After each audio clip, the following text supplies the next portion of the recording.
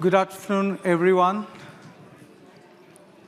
It's my pleasure to welcome you all to today's technical session on generative AI in action. Datalex's innovative approach with Amazon Code Whisperer, Q, and Amazon Bedrock. So we're going to see a real example of how an organization has taken an innovative approach in terms of adopting the latest technology of generative AI. We are living in an era defined by technological progress at an unprecedented pace and scale. Artificial intelligence and machine learning are driving the transformation across every industry. And again, this involves automating tasks and augmenting human capabilities. At the forefront of all these advancements are generative AI systems that enables you to produce novel contents like images, text, and code. And again, this happens based on your examples or a simple prompt. Amazon has been at the cutting edge of generative AI with the tools like Code Whisperer, Q, Bedrock. While the technology progresses very rapidly, the true innovation requires combining the cutting-edge technology along with the human expertise. Again, this involves creativity and the purpose of adopting this technology. I'm Kanaya Vijay, Senior Solution Architect, working for ISV customers in Ireland. Little bit of background about me. I've started my career as a software developer, transitioned to various roles in terms of system integration, migration, modernization, and again, working with deep technologies. In today's session, we have two parts. The first part is where I will quickly walk you through some of the new capabilities of Code Whisperer, Q, and Bedrock. And I'll also quickly show you some of the demos so that it gels well with your understanding, and then you can go back and try for your use cases. And the second part of the session where you will see Datalex case study as a prime example of an organization who has leveraged these technologies in a meaningful way for a specific purpose in terms of the mission in a responsible manner. And also you'll see that how Datalex have adopted these generative AI technologies in terms of their product development processes, as well as their data management platform to really look at a next generation of product developments and the innovative process. I hope you all find this information useful and thought-provoking as well, where you can look at how you can leverage these technologies for your unique use cases. Let's get into the agenda. So as I mentioned, I'll quickly run you through the overview of these technologies of Code Whisperer with a quick demos and Q, Bedrock. And in terms of these three services, eventually Amazon is trying to create a next generation developer experience. What that means is that technologies have evolved in terms of new ways of thinking through how we can improve the developer productivity or looking at organization innovation approach in terms of the product developments. So you need to look at how these technologies are implemented in a right way with the right principles, considering the trade-off between cost, performance, accuracy, and consistency of these technologies. While you can go and explore so many technologies and tools out there, but eventually you need to have these trade-offs to ensure that your use case and your product innovation is successful. And also, I'll quickly run you through some of the getting started resources for these services so that you have enough and full of information where you can go back and try if you're new to these technologies. Before I jump onto the talks, I want to kind of quickly call out a quote, an interesting quote from McKinsey Global Institute Analytics. Let me read out for you. Generative AI will reshape how companies across sectors create products, services, and experience, unlocking new frontiers of creativity, productivity, and innovation. For me, the key takeaway and for everyone in the room is to really understand how the transformation of generative AI across many industries and functions has changed over the last 6 months to 1 year. While artificial intelligence and machine learning was here for decades, and this is really disruptive technology where every industry and every customers are trying to leverage this. And also it positions a very clear messaging around technology as a key enabler for creativity, efficiency, innovation for your product and services. So I think this makes very interesting that every customer in this room has to adopt this technology in terms of your product developments. So it's a kind of a race where you need to ensure that you try this technology and you have an outcome, and how do you improvise as a flywheel in terms of various capabilities and tools that you keep exploring.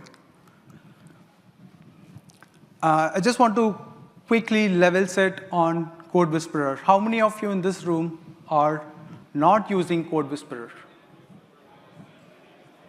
Okay, so there's quite a people who are not leveraging this service. So I'll quickly do a level set of what is this service all about.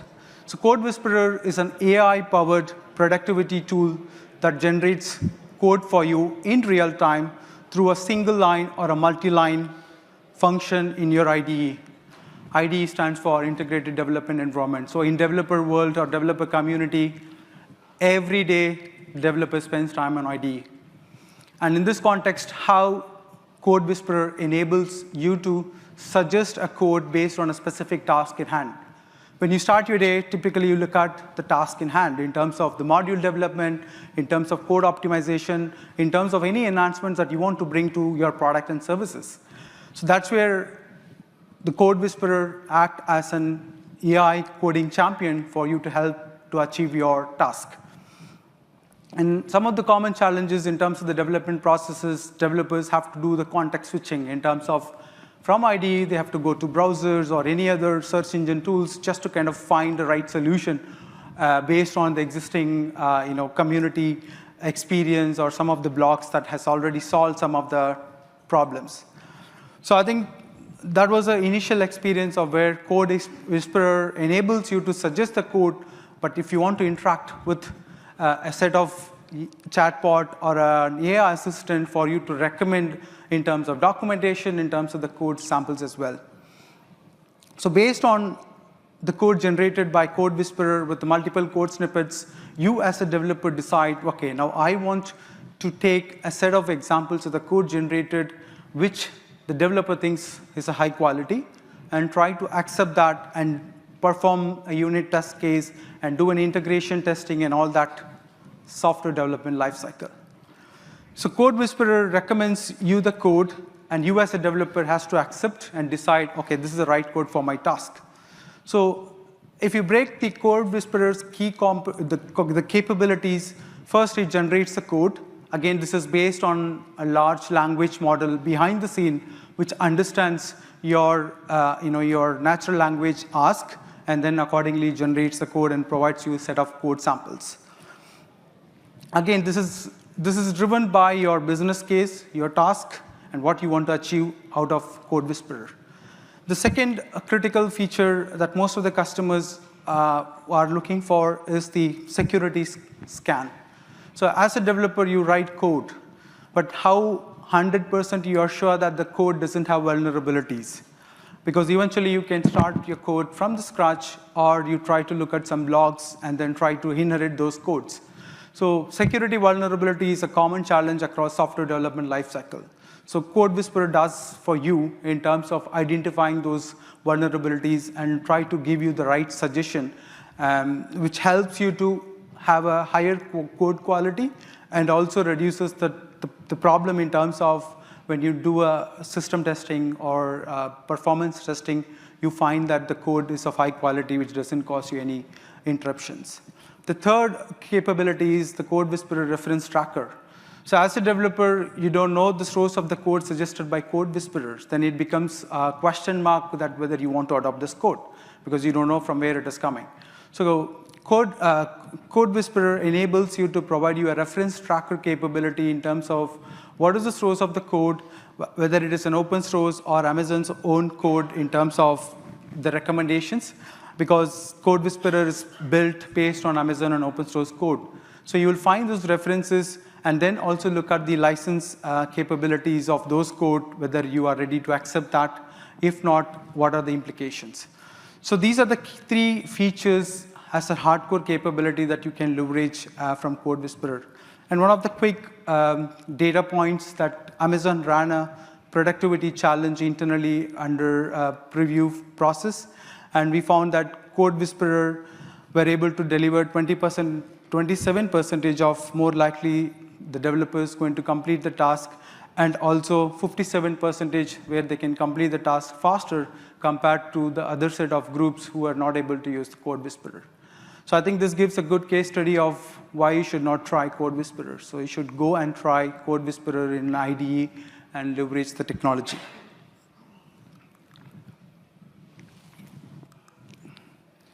So in here you see that the set of capabilities that we support, the programming languages. And from the top you can see the most popular technology that we support is Python, Java, and it's been listed here. But again, more number of technologies are going to be added here as well. Again, we can share these details if you are interested, and if you have a roadmap, please reach out to your AWS account team. We are more than happy to share under NDA. And on the bottom layer, you can see that the CloudFormation, CDK, and Terraform. And this was one of the common asks from the customers. OK, I'm an SRE, I'm a DevOps team, and I want to build the scripts based on set of changes that are happening in terms of the pipeline or any other code process that you're trying to implement. And this was, again, based on the last reInvent announcements. So this is super critical for you to adopt infrastructure as a code. You don't need to do heavy lifting of taking some of the samples and trying to build on top of that. Rather, you can use Code Whisperer. And on the bottom layer, you can see set of technologies like Ruby, C, C++. Again, in terms of the supported languages, there are two different modalities that we support. One is single line, and another one is the multi-line completion.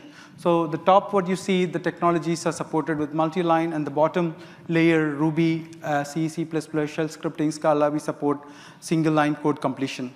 So Code Whisperer is also accessible from IDEs. Again, these are all the set of IDEs that we do support.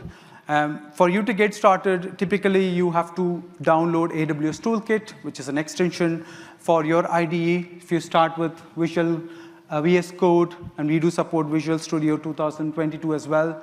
And we do support JetBrains. These are the common IDEs adopted by developers. But beyond that, we do support AWS native services, including AWS Cloud9, AWS Lambda Console, SageMaker Studio, and Glue Studio. So you have the capabilities for you to get started with a lot of heavy lifting already done. Just download it, then you can use the Builder ID or AWS Identity Center for you to integrate with Code Whisperer to get started.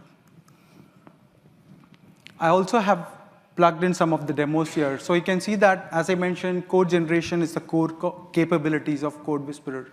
And this is a very simple example of you have installed or you have set up your IDE, and then you write your natural language comment. For example, parse a CSV string of a song and return the list of position or the original chart date and artist and blah, blah, blah, right? And then you can see that the function is written for you. And again, this is one of the simple code snippet, but you will find multiple other code snippets as well, which you think is correct in terms of the task or the context. And then you accept that, and then eventually proceed towards your building your entire class or your Python scripts and try to perform a unit testing. Again, we do support multi-code suggestions as well, where you are adopting a technology where you have to write a set of multi-line comments in a natural language style. Yes, we do support that. Again, high-quality suggestions for popular AWS services. As you know, developers sometimes struggle to find the right set of AWS documentation as part of the SDLC. And then they have to go to the Google or any other search engine to find the right documentation. So it consumes a lot of time. So that's where Code Whisperer, in turn, integrate with another service called Amazon Q, which I'll talk about in a minute.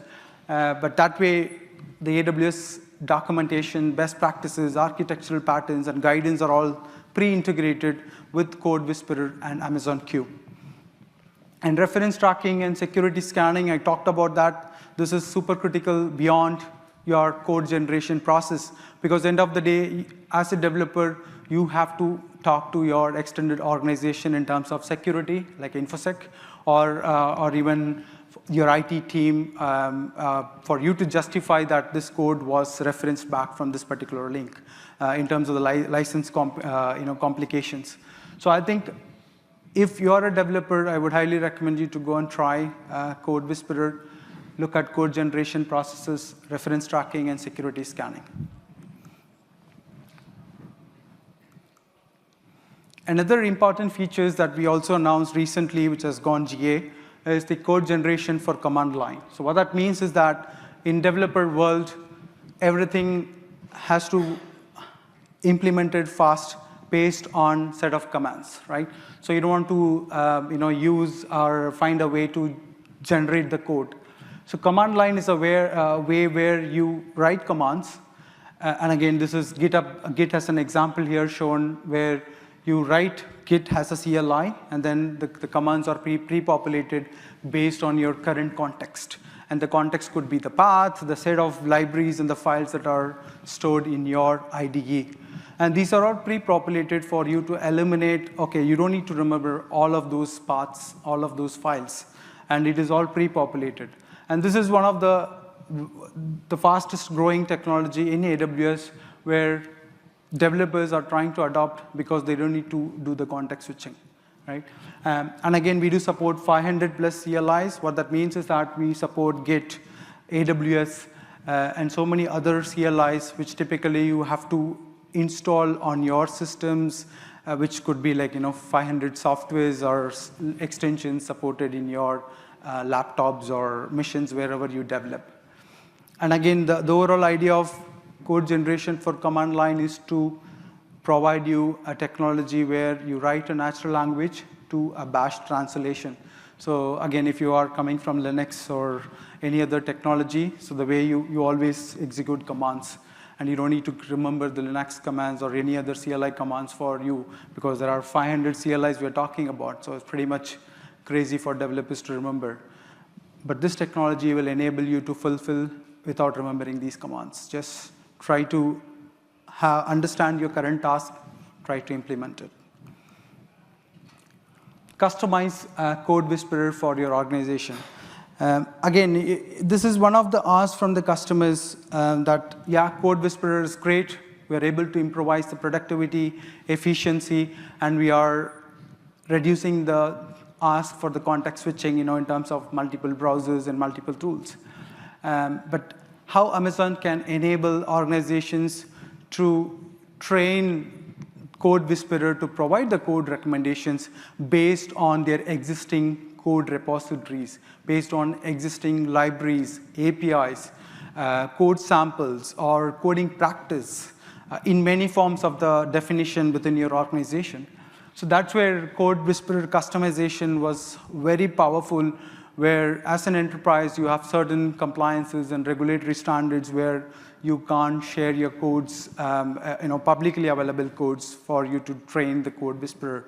So in this context, Code Whisperer act as your private technology for you to get trained on your code repositories and provide the recommendation which is following your best practices. And that way, you don't need to, again, take long time for you to decide on the code recommendations coming out of the Code Whisperer. Again, from a security standpoint, it connects with your internal code repositories in a secure manner within your VPCs and all other network integrations, which is more of private setup. And then you have a full control in terms of access to the customization. So you can decide how many customizations you want to do based on APIs or the libraries, and then you can try to leverage those separate Code Whisperer customizations for your unique use cases. Amazon Q developer. Before I start, how many of you are not using Amazon Q? Builder or developer? Okay. So again, Amazon Q, in turn, we provide multiple offerings. So as on today, we have Amazon Q for business, Amazon Q for developer, Amazon Q in QuickSight, Amazon Q in supply chain, Amazon Q in Connect. So there's multiple flavors of Amazon Q. But I think I'm going to talk about Amazon Q developer, or maybe you can also assume as Amazon Q builder. So the way it works is, when we started Code Whisperer, there was the feedback from the customer saying the technology is great, but still the developers have to move from Code Whisperer to some other tools to ask questions and understand certain technical problems in terms of code optimization, in terms of performance improvement of the code, or in terms of creating a new features as a product or services. So this becomes, again, a context switching problem of moving from Code Whisperer to a set of tools. How do we plug in a chatbot style capability within Code Whisperer so that the developers can write or accept the code generated by Code Whisperer, and then try to unblock them in terms of any documentation issues or understanding issues in terms of how they can integrate. So that's the overall idea of where Amazon Q Developer enables you to interact with AWS documentation or even any other technical challenges that you may have as a task, and how would you fulfill those. Again, the overall idea of Amazon Q Developer is not just about interaction on asking about AWS documentation or code. It is to provide you or accelerate your software development lifecycle process, which is typically important for any software development activities. I think the idea here is to kind of enable you set of capabilities as part of the software development lifecycle to interact in terms of code generation, as well as interact with a set of documentation to unblock you on the challenges that I mentioned. So again, if you're a developer, you can focus on writing code and also interact with Amazon Q. Currently, Amazon Q Developer is under preview, but still, you can expect that to be soon GA. Again, if you are very keen to know when it is, reach out to the AWS account team. And it's integrated throughout the application development lifecycle. Again, there's multiple ways or access channels through which you can interact with Amazon Q Developer. One is the standard ways IDE. As a developer, you want to interact with them. And then you can, if you are on AWS console trying to set up AWS accounts or any other activities that you're performing on a console, you have an option to interact with Amazon Q. Let's say you are allowing network access between VPCs or maybe within subnets, and you have some technical challenges. So you can interact with Amazon Q from the AWS console just to get you unblocked. And again, as I mentioned, Amazon Q Developer's objective is not just to interact just based on either the code generation or understanding the code, but it also helps you to completely fulfill your needs on SDLC in terms of writing code, debugging, testing, optimizing, and upgrading your code faster. The objective is to reduce your turnaround time and your overall challenges, the technical challenges that when you're writing code, how efficiently you can write code and how good the code quality is, and how you can seamlessly improve your overall efficiency for your organization. Again, there's many more capabilities that are going to be upcoming in the months, but again, reach out to the AWS team to know more about this. So as I mentioned, again, Amazon Q supports the complete software development lifecycle. To start with, as part of the planning, you have certain tasks in terms of module development and how do you get started. So planning phase, you can start defining your specific task in terms of the business requirements, or even talking about best practices, WAF, or any other optimization questions that you have in mind. And then as part of the create, this is where you will start writing your code, and Code Whisperer enables you to suggest code. And with Q as well, if you want to ask some questions in terms of the code generated, you can interact with Amazon Q. And also, if you are completely into a new feature development capabilities, you don't know where to start, precisely mention in a natural language style, and you get the response back. Test, this is again a time-consuming activity for the developers. You can allow Amazon Q to write the test cases, and we have a quick demo covered on this. I'll talk about that. Security vulnerability scanning as well, and automated remediations. Operate, this is another common time-consuming activity for the developers, troubleshooting, right? So when you implement something and then you see that the integration fails or there is an exception or error, how do you troubleshoot it? So typically, the general ways, again, you go and search for, is there any sort of similar error occurrences and what is the resolution? But in this case, Amazon Q would be able to solve that for you with an exact, precise steps with the code samples as well. And maintainability, again, modernizing your code. Let's say now you implemented, everything works fine, but there is an issue in terms of memory leak. Or if there is an issue specifically on the optimization where it creates a lot of latency across multiple modules, how do you optimize that code? And I think that's super critical because developers spend a lot of time in optimization based on the system testing or the integration testing. So all that's been eliminated. Amazon Q in IDE with Code Whisperer. So your user experience would be that you have an IDE and you will find the code which are either opened, maybe it's your existing code, and you want to understand this code or you want to optimize it or maybe fix an error. And then on the right-hand side, you will see that Amazon Q would be able to allow you to interact in a natural language style, ask questions, and then accordingly, it provides you the response. Then you can start interacting in terms of your questions.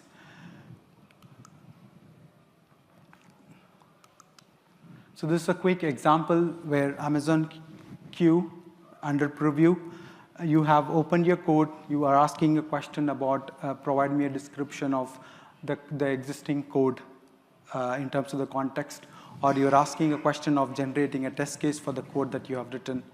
And then you will eventually see that the test cases are created. Either you can copy it or insert as part of your testing lifecycle. So this is very simple to get started. You write the code and interact with Amazon Q for validating or verifying to ensure that your task in hand has been fulfilled. Another interesting feature, again, this is based on customer feedback. This is great in terms of the code generation and allowing developers to interact.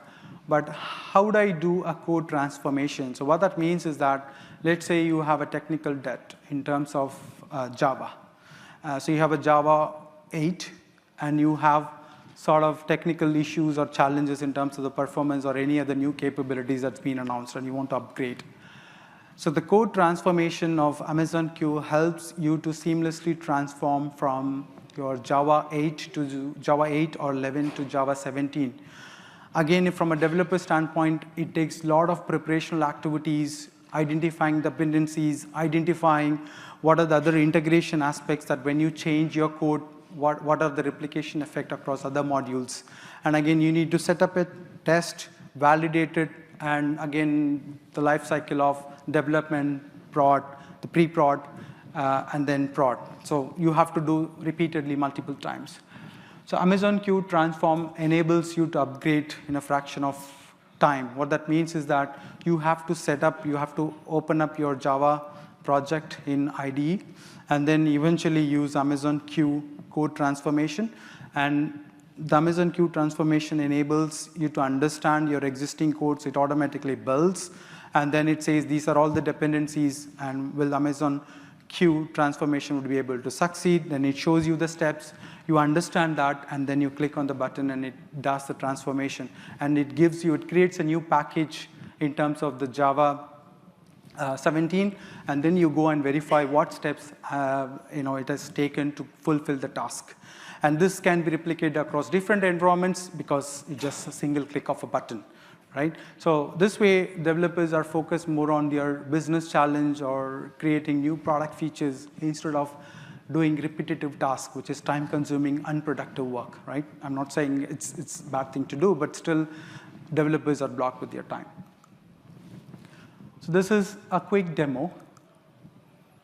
So you can see that currently your code base, your project, Java project is 8. you go to the IDE, open up the file, and then this is a version of Code Whisperer plus Q. You click on transform, it asks you which specific code to be transformed, and then you can see that it creates a job behind the scene, and it waits for the job to start.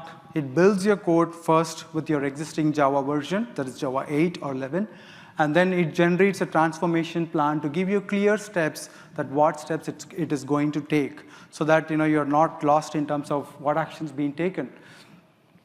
And once it starts executing transforming your code using the transformation plan, basically it updates the dependencies and the code changes needed to be successful.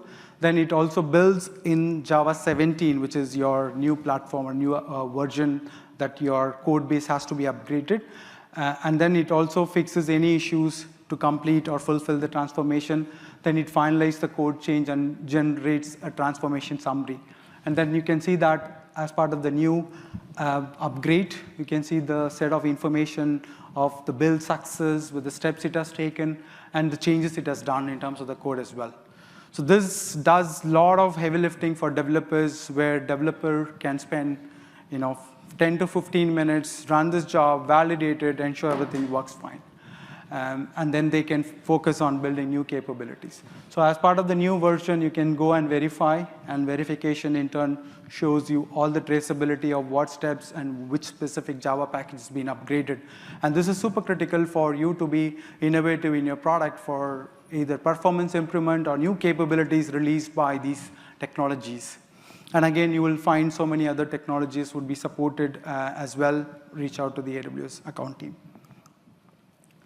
Amazon Bedrock.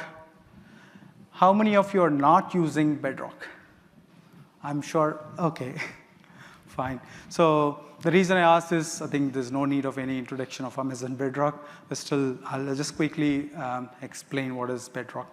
So Amazon Bedrock is a fully managed service that offers you a choice of high-performing large language models. Again, this is from the leading AI companies via a single API. So what that means is that we are abstracting your implementation where your GenAI applications can interact via API, and all the heavy lifting in terms of the infrastructure, model handling, and everything is done by us. And then accordingly, we have a broader set of capabilities that we support as from the third-party model providers, including Amazon as well. Again, this enables you to achieve your GenAI application implementation, and also focused on security, privacy, and responsible AI. The typical journey starts from the left. That's a business use case. You identify what is your GenAI use case that you want to try, whether it is text summarization, text generation, or even completely chatbot style or a Q&A bot for you to implement in terms of improvising your productivity or the overall organizational changes. And then you go towards the next step of model selection, so where you will select which model will the best fit for your use case. And then as part of that, you also need to look at model evaluation, which is super critical for you to be successful, where you have defined metrics for you to say, yes, this model works for your specific use case, and you are seeing higher outcomes as a business impact. And then you go towards the next step of responsible AI. It's more of, again, keeping the foundational capabilities of your architecture of data privacy, security, and guardrails. So guardrail is super important, where if you're not restricting the LLMs to provide a very precise response based on your specific user prompts, then it's going to throw a response back which is inappropriate for your end customers. So how do you restrict or define the guardrail policies to say the LLM can only provide certain responses in your business context? And then move towards the customization. So this is where you talk about prompt engineering, where you want to improvise on the prompt to get a very precise responses for your end customers, RAG, fine-tuning. This is, again, using your knowledge base, your repositories for you to interact with LLMs and provide a very precise response. And then the last piece is the integration, which is again agents is where if you have a use case where you need to interact with multiple external systems to acquire knowledge stores or interact with the database, so agent comes in, which does the lot of orchestration piece for your overall architecture. So all the heavy lifting is done there, and then the agent takes care of interacting with those systems and provides you the response from those systems, and accordingly LLM curates the final response back to your end users. So I want to touch upon two of the capabilities in the customer journey I showed. One is the model evaluation. How many of you have well thought about your metrics in terms of generative AI?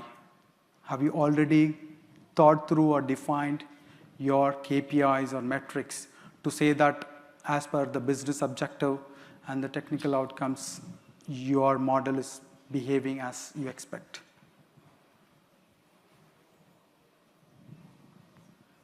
Yes, I see Alan is raising his hand, I know.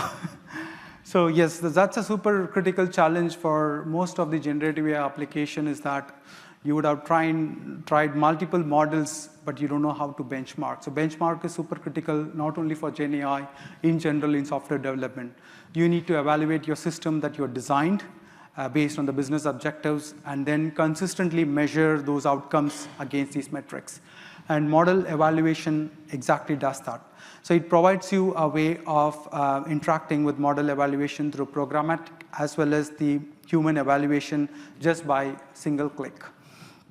And again, the reason why we do this is to ensure there is a trade-off between accuracy, performance, and cost when selecting your foundation model for your use cases.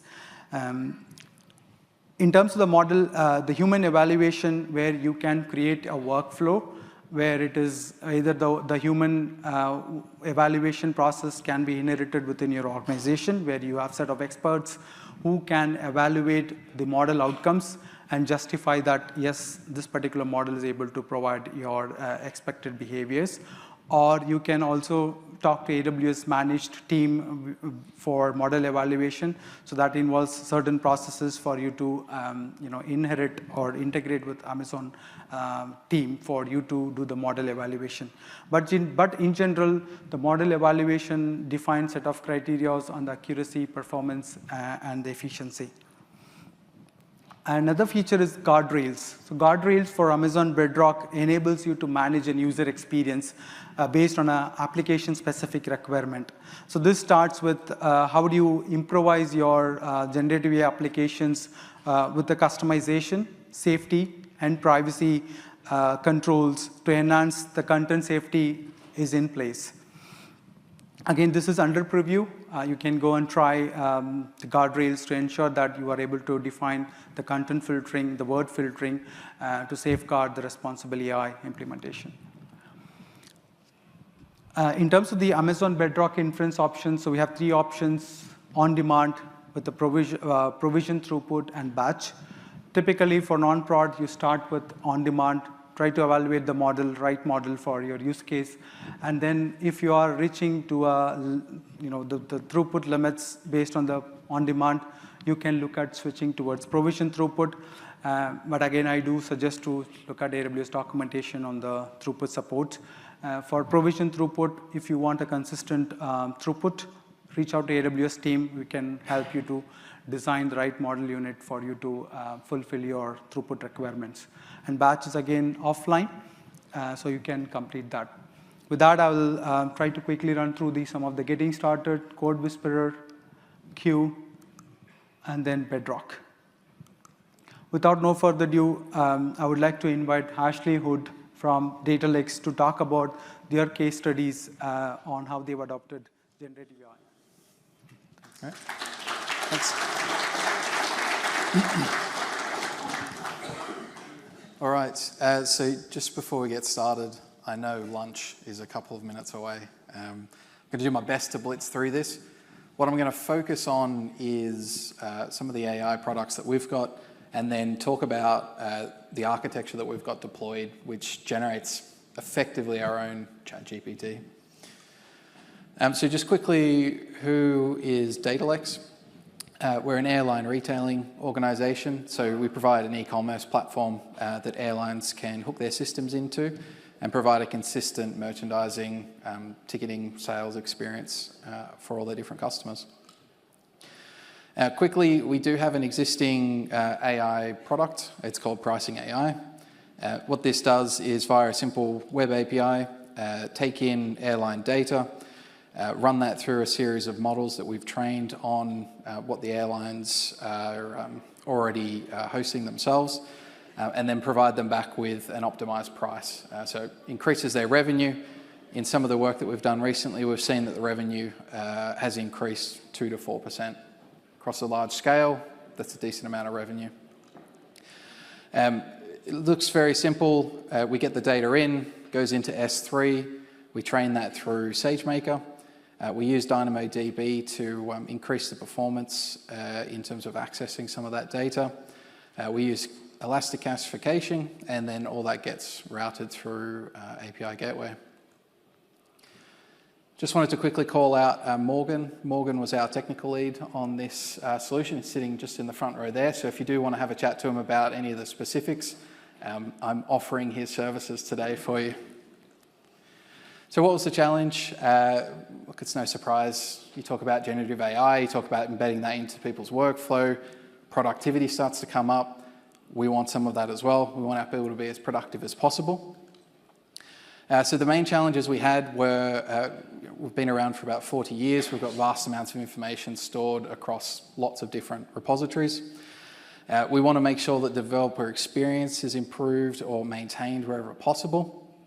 And ultimately, for our customers' sake, we want to get value into the hands of them as quickly as possible. This would probably look very similar to a lot of you. We've got various SharePoint sites, sub-sites, libraries, pages. We've got our S3 data lake. We've got Confluence, where we have shared spaces, private spaces, various pages. Atlassian's an interesting one with Jira as well. What we've found is that sometimes helpful tips, tricks, resolutions, the way that things actually work, sit in Jira tickets and comments. They don't often make their way into Confluence articles. So we wanted to tap into that as well. And then we've been trialing Scribe. So how do we approach the challenge? We looked at Code Whisperer. So again, I mean, a lot of what Kanaya was already talking about. How do we reduce a lot of the mundane, repetitive work that developers do every day, allow them to focus on that value add, more meaningful type of activity? We've been using that for a little while now. We've brought in some of the Amazon Q builder work, which has been really good. So again, keeping people in the IDE, keeping them engaged. And also what we've found interesting is some of the teams that aren't in the pilot using Code Whisperer have asked questions on various Slack channels. The people that are in the pilot and using these tools answer their questions for them. So if we were to roll that out more broadly, we would see that benefit. And finally, you use SageMaker. It's great. It trains your models. What we like about Bedrock is that it's plug and play. You specify the endpoint that you want to hit in your code, and then you're off and running. Okay, so this is the current state architecture for what we have. Just to wind this back very quickly, the solution that we built as part of the proof of concept was essentially the user hitting a script on an EC2 instance.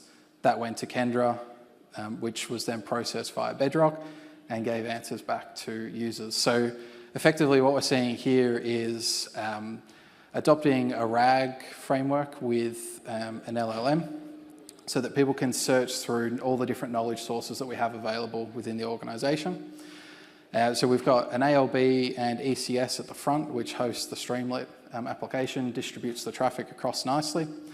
We've got Cognito, which integrates into our existing Azure Active Directory.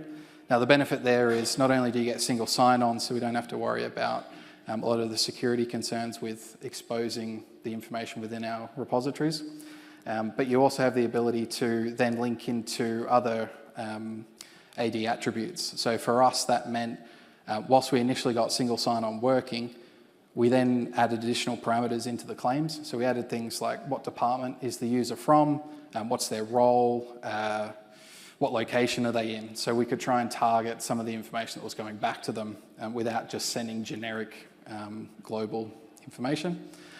That was working well. We found that people were very excited. We had some comments coming back that it was nice because it felt like I was talking to a product expert. So it really just reinforces the fact that you can search through these information repositories yourself, but being able to interact with someone or having a simulated interaction with an LLM really gives you a really good experience. And then what we did on the back of that was we utilized our data lake, and we were extracting and then analyzing a lot of the questions and feedback that people were providing to see what are some of the challenges that we have in terms of training materials, where do we need more information artifacts.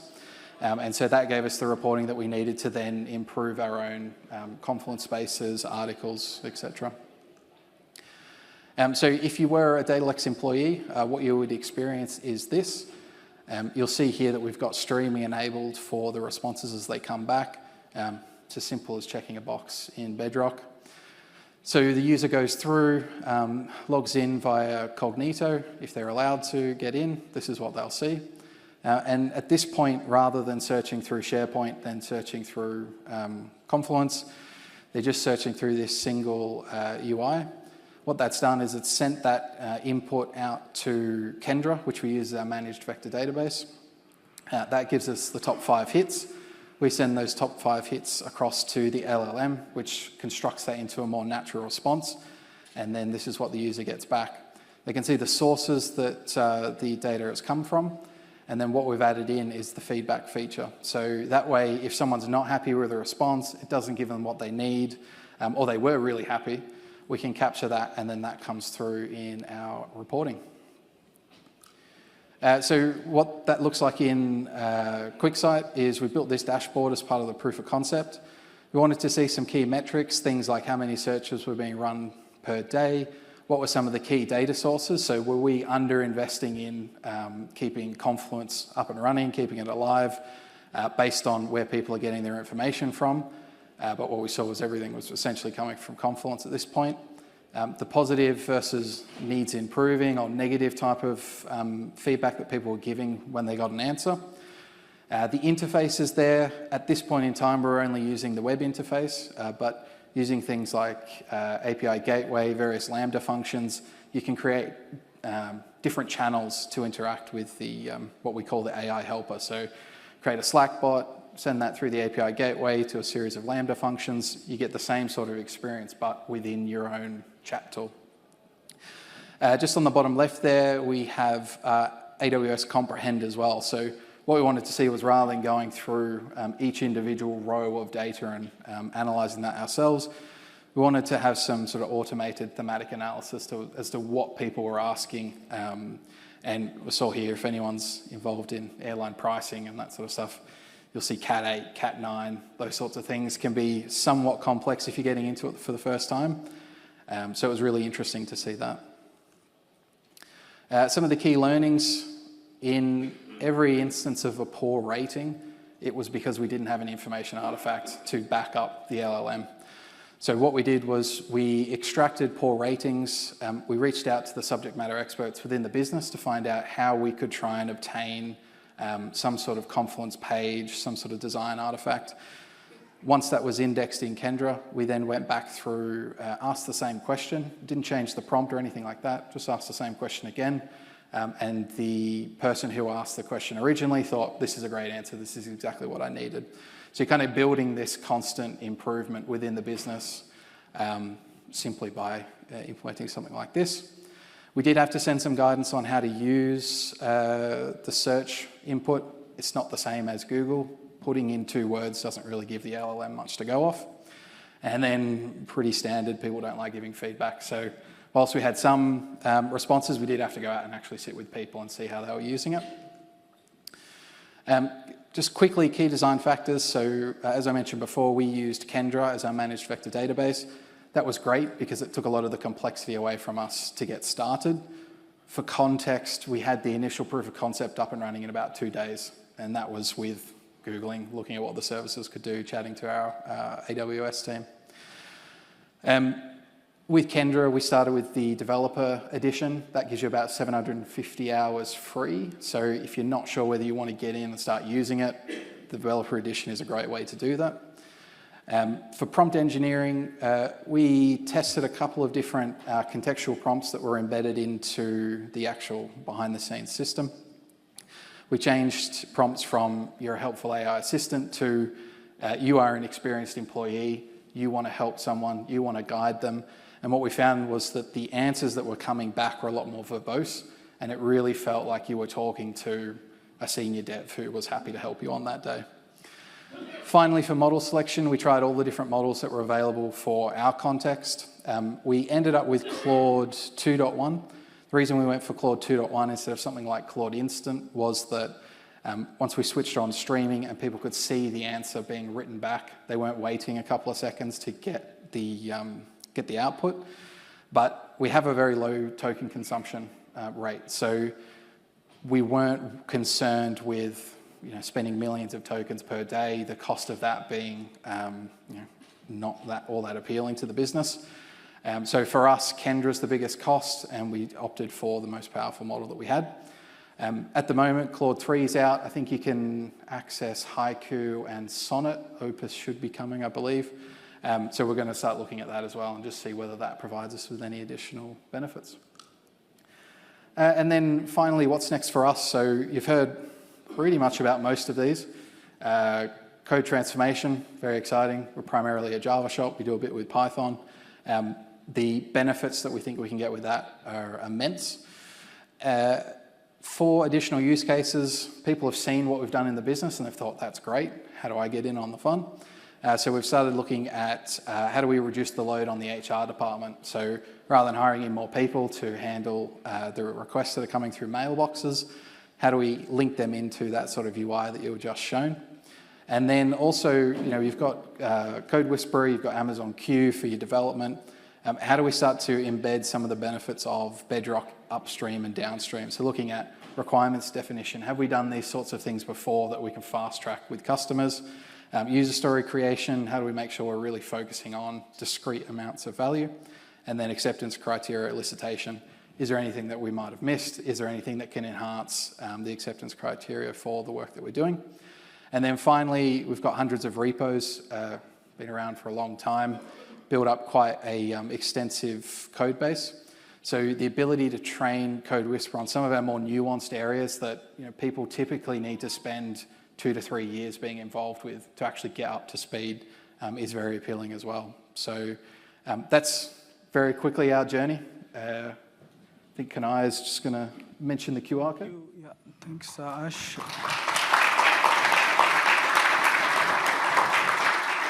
Apologize for the 5 minutes delay, but as always, we love feedback, so if you can scan the QR code and provide your feedback, appreciate it. I think with that, we'll break for lunch for about 45 minutes, and then the next session, you will be able to rejoin us.